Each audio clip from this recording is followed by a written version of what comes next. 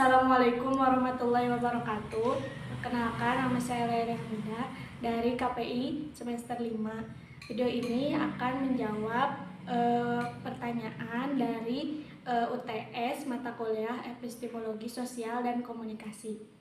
Pertanyaan pertama, jelaskan epistemologi menurut pemahaman Anda dan jelaskan aliran-aliran dalam epistemologi berikut. A. Aliran rasionalisme, B. Aliran empirisme, C. Aliran positivisme. Yang pertama adalah rasionalisme. Rasionalisme adalah aliran filsafat yang percaya bahwa pengetahuan yang benar dapat diperoleh melalui akal atau pemikiran. Para rasionalis berpendapat bahwa kita bisa mengetahui hal-hal yang penting dengan menggunakan logika dan pemikiran yang mendalam, tanpa harus bergantung pada pengalaman indrawi. Contohnya seperti jika kita berpikir tentang konsep keadilan, meskipun kita tidak pernah mengalami keadilan secara langsung, kita bisa memahami dan merumuskannya melalui akal sehat kita. Nah, kemudian yang kedua adalah empirisme. Empirisme adalah aliran yang mengatakan bahwa pengetahuan itu berasal dari pengalaman dan pengamatan melalui indera. Menurut aliran ini, kita harus mengalami atau melihat secara langsung untuk bisa tahu dan memahami hal tersebut. Jadi pengalaman langsung sangat penting.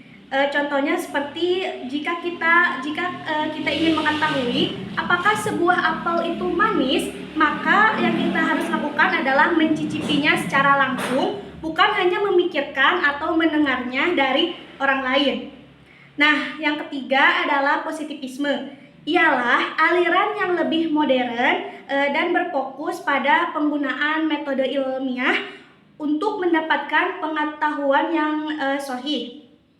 Positivisme ini menekankan bahwa pengetahuan yang valid adalah pengetahuan yang bisa diuji dan dibuktikan secara empiris atau melalui pengalaman dan eksperimen, dan tidak hanya berdasarkan spekulasi atau opini saja. Contohnya dalam ilmu pengetahuan seperti fisika atau biologi, kita menguji teori melalui eksperimen untuk melihat apakah hasilnya konsisten dan dapat diprediksi. Jadi ringkasannya secara garis besarnya, rasionalisme itu pengetahuan yang berasal dari akal dan logika.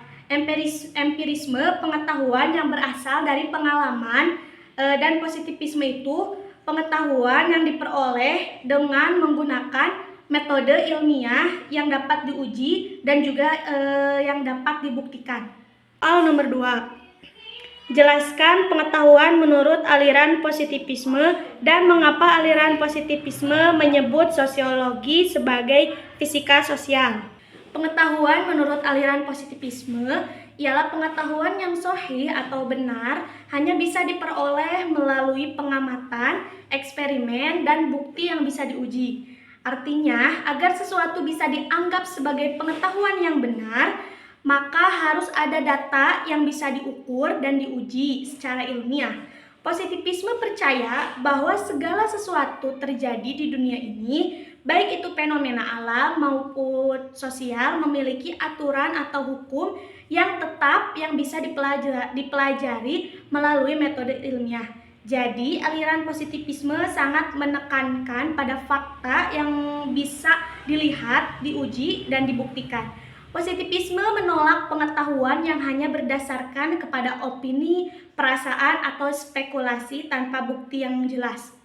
Nah, mengapa sosiologi ini disebut sebagai fisika sosial? Ternyata aliran positivisme menyebut sosiologi sebagai fisika sosial karena mereka menganggap bahwa fenomena sosial seperti perilaku manusia dan interaksi dalam masyarakat juga bisa dipelajari dengan cara yang sama seperti fenomena alam yang dapat dipelajari dalam ilmu fisika.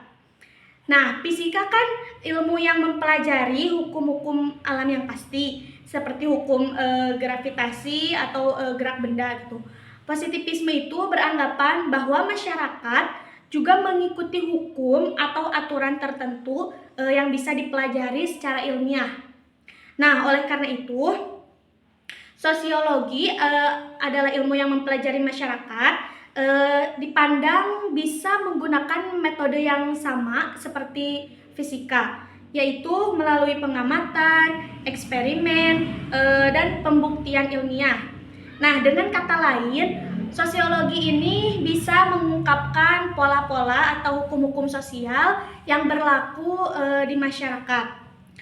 Mirip seperti fisika yang mengungkapkan hukum-hukum alam.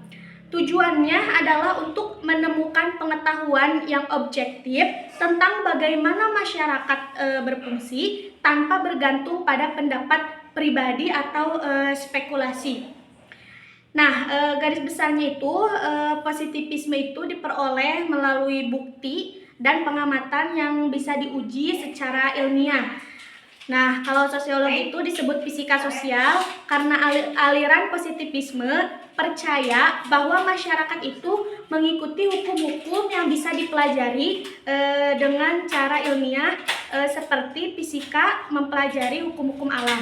Soal nomor 3, jelaskan mengapa pengetahuan menurut pendapat Karl Popper itu bersifat progresif dan terus mencari falsifikasinya, bukan sesuatu yang bersifat final sebagai kaum positivistik.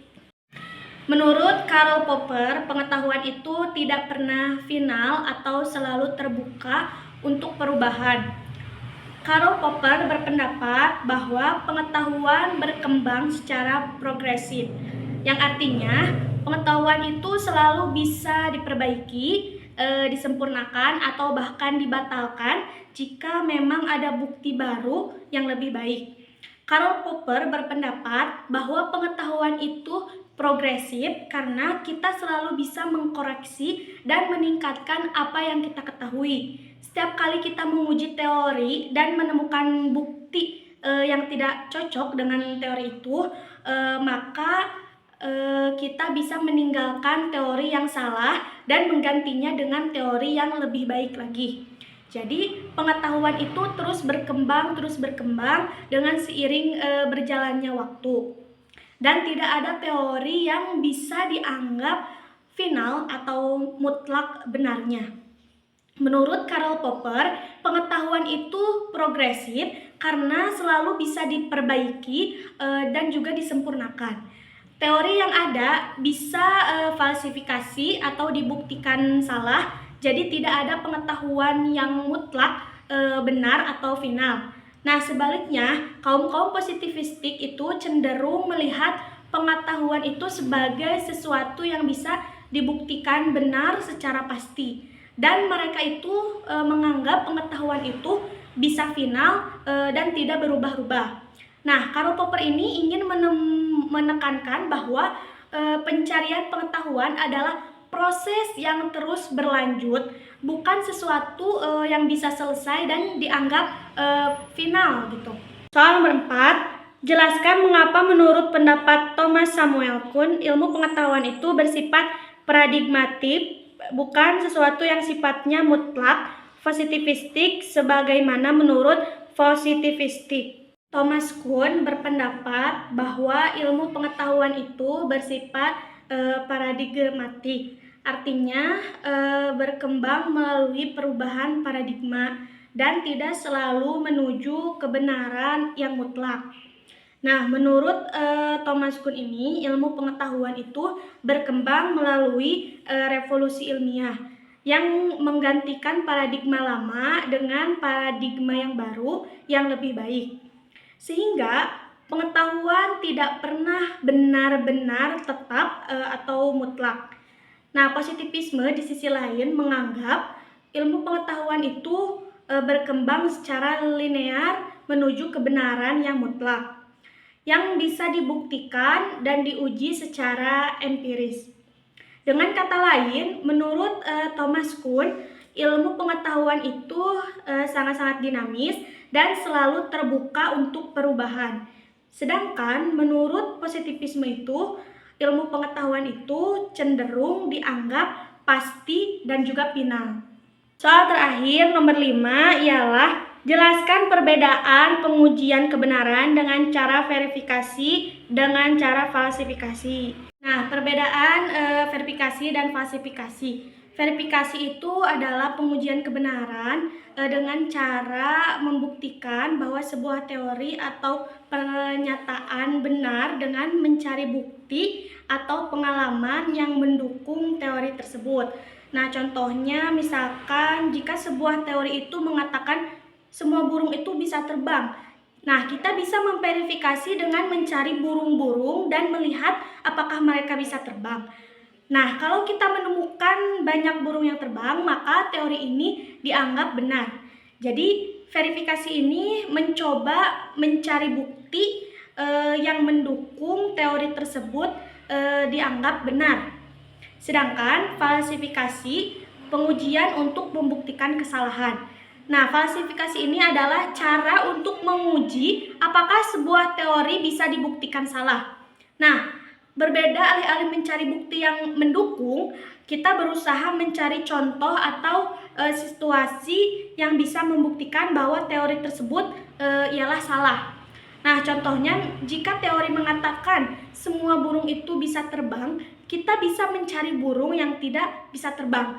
Misalnya, burung unta atau burung penguin. Jika kita menemukan burung yang tidak bisa terbang, nah maka teori ini salah. Jadi falsifikasi ini tuh berfokusnya tuh pada mencari bukti yang bisa membuktikan teori ini tuh salah gitu. Nah, secara garis besarnya itu verifikasi itu mencari bukti untuk membuktikan teori itu benar. Sedangkan falsifikasi itu mencari bukti untuk membuktikan teori itu salah. Dengan falsifikasi, teori ini dianggap kuat jika belum bisa dibuktikan salahnya. Sedangkan dengan verifikasi, teori itu dianggap benar jika banyak bukti yang mendukung teorinya.